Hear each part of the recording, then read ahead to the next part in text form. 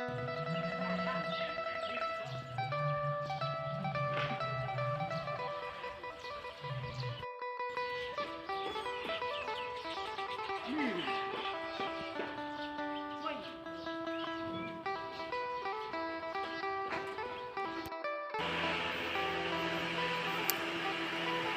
อกราบทักทายสบายดีพี่น้อง FC บ่าวอาจารย์สมสนุกคนมักไม่เบิดสุคนพี่น้องเนาะว่าจะเป็นทางฝั่งไทยฝั่งลาวหรือว่าต่างประเทศเบิดป่านวันมี FC ต่างประเทศเพื่อวันนี้เอาสิมาอัปเดตห้านของเฮาพี่น้องเนาะถือว่าตอนนี้เกือบจะสำเร็จไปเกือบว่าจะห้อยชนห้อยแล้วพี่น้องเนาะยังเหลืออยู่ประมาณ 10% เพราะว่ายังแต่รอทาแวนมาติดแล้วก็ประตูม่วนติดแวนถือว่าสำเร็จพี่น้องเนาะสำหรับงานไฟงานสีนี่ถือว่าก็ยังบ่ทันสำเร็จประมาณ90กันว่ายังทาเพิ่นลงไฟแล้วก็มาติดอันส่องปรับอากาศพี่น้องเนาะส่องลมตาบ้านเฮาไอ้ลูกหมา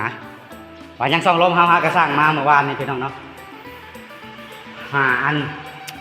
มาสั่งมาเมื่อวานนี้เถอะมื่ออื่นทีมสร้างคนจะมาเข้าให้มีช่องลมในห้องโถงนี่อันนึงแล้วก็ในห้องครัวห้องน้ำห้องนอน2 อันพี่น้องเนาะว่าตอนนี้ทางทีมงานสร้างคนก็ส่วนหนึ่งก็แม่นกลับบ้านไปที่เรียบร้อยบอกทีมงานตกแต่งเขาจะเมื่ออะไรยังแต่ทีมงานสีคนยังเก็บรายละเอียดบอลได้ที่ว่ามันบอนั่นเนาะเดี๋ยวสำเร็จแล้วพี่น้องใกล้จะได้ขึ้นแล้วพี่น้องคาดว่าให้ได้ขึ้นก่อนสงกรานต์พี่น้องเนาะเพื่อเขาจะได้เตรียมเครื่องเข้าเพราะว่าใส่เขาจะขายเครื่องในช่วงระยะนั้นในช่วงวิกฤต7 วันอันตรายนะสั้นสิพาพี่น้องเบิ่งหลังจากที่เก็บงานสีงานยังแล้วมันสีงามสำใดได้ให้พี่น้องเบิ่งอันนี้คืองานดอกไฟพี่น้องเนาะเพราะว่าดอกไฟในห้องโถงเขามาดอกไฟใหญ่นี่ดอกไฟนี่มันจะมีอยู่4 ดอกมี2 โถง 2 หลุมภาษาบ้านเราเนาะหลุมซ่อนไฟเด้ดอกไฟหาสำเร็จแล้วห้องโถง1จากการหลอกไฟตาแมวหลุมละ3 4 5 6 7 8 9 10 11 ดอกหลุมนี่ก็ดอกตาแมวได้เรียบร้อยยังแต่ประธานได้เบิ่งไฟมันจีหุ่งเพราะไฟมันเราสามารถเปิดได้3 สีเบิ่งดูลูกน้ำจันพอเปิดน้ำมามันน้อยบ่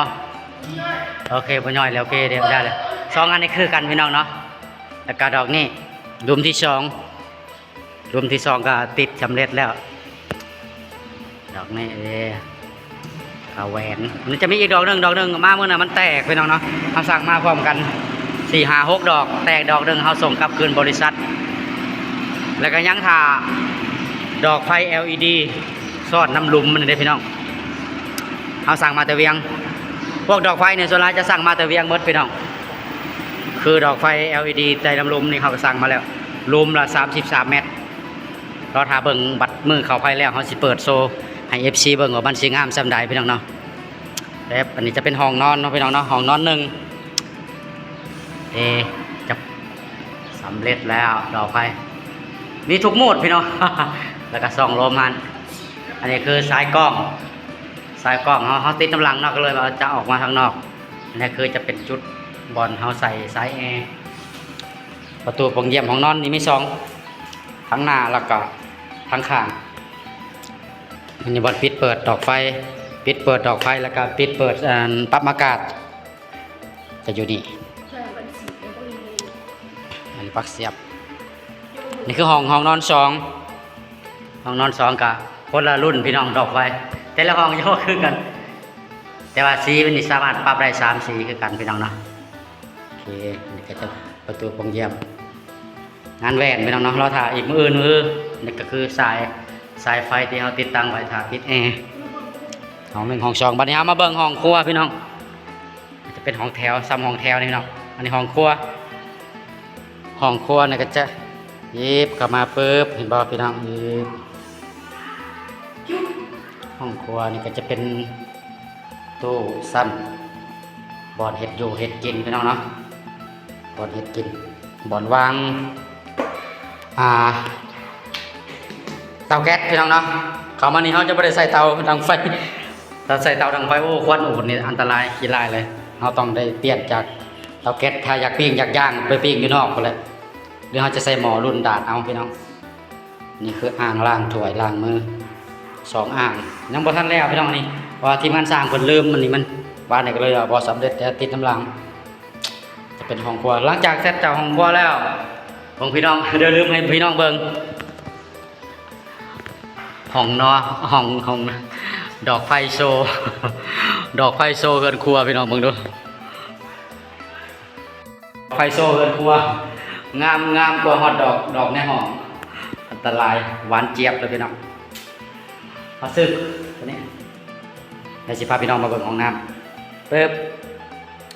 อันนี้จะเป็นโซนห้องน้ำโซนห้องน้ำเป็นห้องน้ำสักโครกพี่น้องเนาะ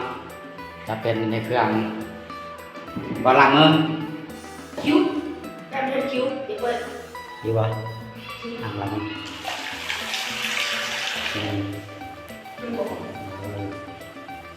ล้างมือไปสูง ทีมงานสร้างมันตั้งผิดอะไรแต่ปกติมันนี่ก็สูงก็โอเคละผู้ใหญ่เล็กน้อยนี่ใช่บ่ได้เล็กน้อยนั่งอยู่บนห้องครัวนี่ก็ได้สุดขีดลองห้องน้ำใหม่น้ำมันนี่ได้เต็มแล้วสะโคกเต็มแล้วไทยแลนด์ไทยแม่นบ่ไทยแลนด์โอเคเดี๋ยวสิลองเบิ่งพี่น้อง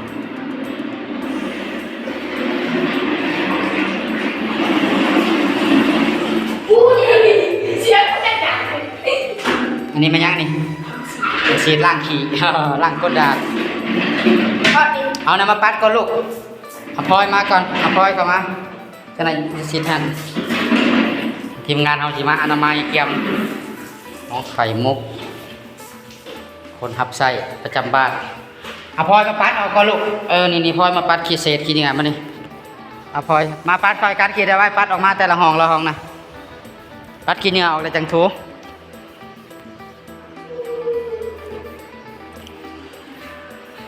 รัดก่อน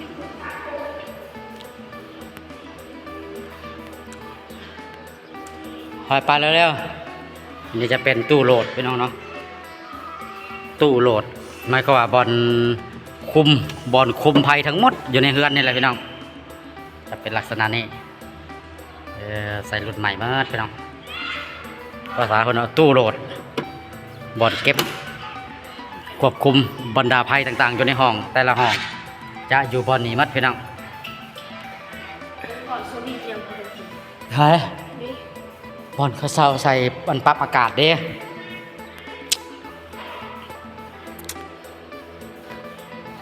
ปัดออกมาลูกปัดออกมาในห้องน้ำเบิ่ง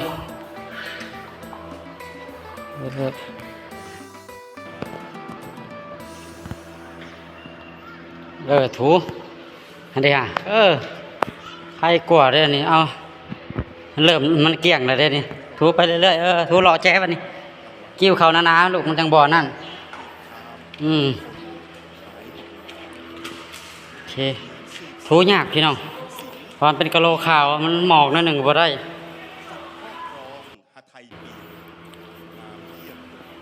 เป็นกะโหลขาวถูบ่เหลียดแนมเห็นหมอกพี่น้องมันคือกะโหลสีอื่นมันหมอกนั่นหนึ่งเดี๋ยวเห็นรถเพราะว่ามันหมอกกี่ปุ่นทีก็เจ้าปาดกะโหลเด้พี่น้องมันจะเป็นหมอกท่อนๆอยู่ต้องใช้ทำยาถูเขื่อแตกเลยพี่น้อง เขื่อแตกเลยนูเรียโอ้ยกินไอศครีมแก้เหนื่อยก่อนไอศครีม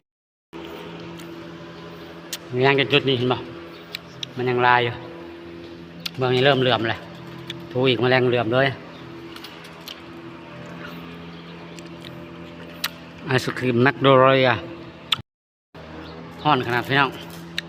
อากาศเดือน5ไอศครีม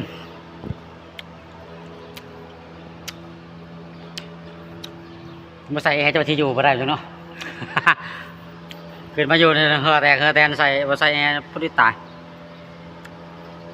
ห่อนแห้งเลย